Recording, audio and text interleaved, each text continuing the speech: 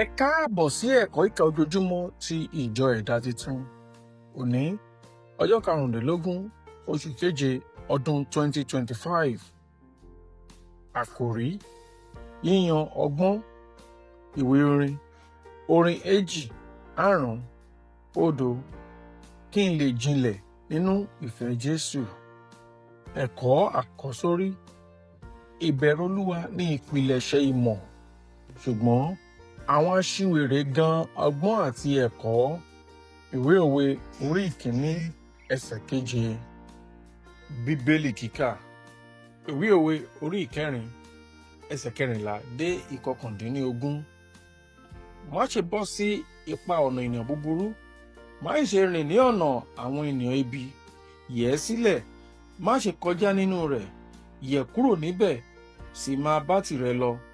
Nítorí tí wọn kì í sùn bí kò ṣe pé wọ́n hùwà búburú, oorun wọn á sì dá bí kò ṣe pé wọ́n bá mú ènìyàn ṣubú. Nítorí tí wọ́n ń jẹ oúnjẹ ìwà ìkà, wọ́n sì mu ọtí wáìnì ìwà agbára. Ṣùgbọ́n ipa ọ̀nà àwọn olóòótọ́ dàbí títan ìmọ́lẹ̀ tí ó ń tàn síwájú àti síwájú títí di ọ̀sán gangan. Ọ̀nà àwọn ènìyàn búburú dàbí òkùnkùn, wọn kò mọ ohun tí wọ́n ń dìgbòlù. Ẹ̀kọ́: àwọn ọ̀nà méjì ló wà nínú ọ̀rọ̀ yìí. Apá kan ti ibi ọ̀nà ọgbọ́n.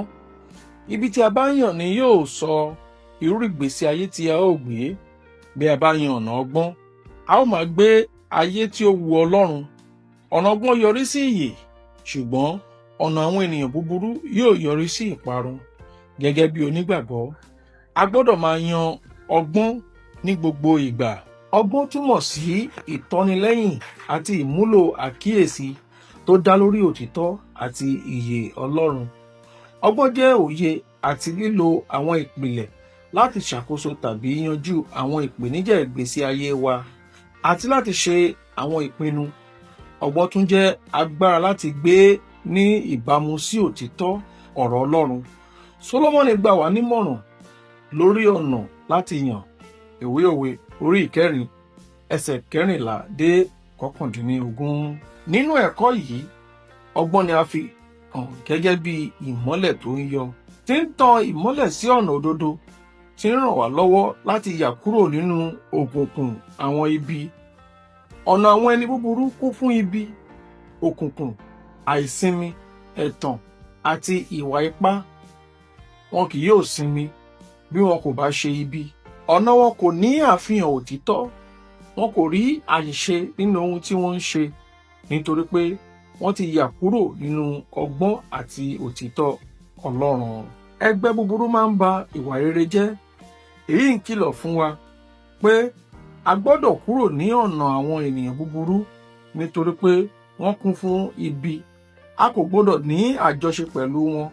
Ó ṣe pàtàkì pé ká wo ara wa lónìí, ká béèrè pé ọ̀nà wo ni mo ti ń tọ̀? Ọ̀nà ọgbọ́n, òdodo Ọlọ́run, tàbí ọ̀nà ibi, ìparun? Kò pẹ́ jù, a lè ṣe àtúnṣe báyìí kí a lè bọ́ lọ́wọ́ ìparun tí ń bọ̀ lẹ́yìn yíyàn tí kò tọ́. Bíbélì sọ pé ikú ni èrè ẹ̀ṣẹ̀. Ẹ̀kọ́ àmúrelé: ọgbọ́n jẹ́ ìmọ́lẹ̀, yàn án ní gbogbo ìgbà.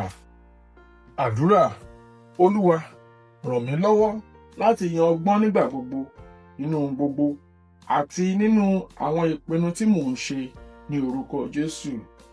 Àmín. Títí di ọ̀la, ó dàbọ̀.